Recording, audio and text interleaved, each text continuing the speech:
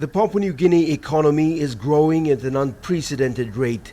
GDP growth rate, according to the Finance Department, currently stands at just over 5%. It is a far cry from the decade of slow growth in the 1990s, marked by low unemployment and financial difficulties. Today, the country's annual budget stands at 13 billion kina. While it sounds really good, it poses major challenges for the government. At the top of the list of priorities is how we spend all that money and how to ensure that the people benefit from all that wealth. To me, there's no doubt that we need to provide a place in our economy, which we call an incubating space. Like when you incubate an egg, you need to put a protective space there where our smaller businesses can develop and grow, can learn to crawl and walk.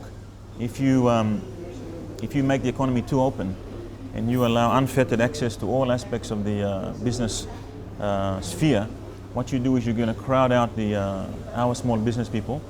In government, there's a push, largely by young MPs, to encourage Papua New Guineans to own businesses. That push is being driven by the Commerce Minister and the former head of the National Development Bank, Richard Maru. He brings his experience as the MD from the National Development Bank, and he's more or less a champion in this particular sector and field, and I would say that there is virtually unanimous support. We all of us feel that as we grow our economy, our people must participate in that meaningfully, not just as employees or labourers or bystanders. The Planning Minister Charles Abel says small and medium enterprises and enabling environments are key elements to success. I believe most of our small business people actually they reside in the agriculture sector. Every little fellow that is trying to sell his copra and coffee and all that up in the village, he's a small business person. So when you talk about enterprises, you've got to look at individuals as well. At the PNC convention today, the Prime Minister delivered the same message.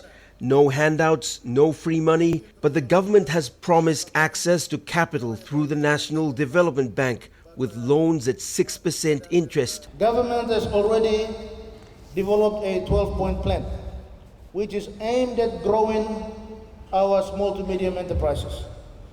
This plan encourages people to get involved in small businesses. We encourage them to get into businesses like farming, like small to medium size public transport system, in service cleaning, security, small hotels and resorts, tourism industry workers. And the list goes on. There are many sectors in which we can grow this small to medium enterprise business. On Monday, a conference on small and medium enterprises will begin in Medang. Charles Abel will attend as the keynote speaker. The outcomes of that conference will add to existing government reform packages aimed at making Papua New Guineans gain from the wealth that is being seen. Scott Waide, National EMTV News, Lae.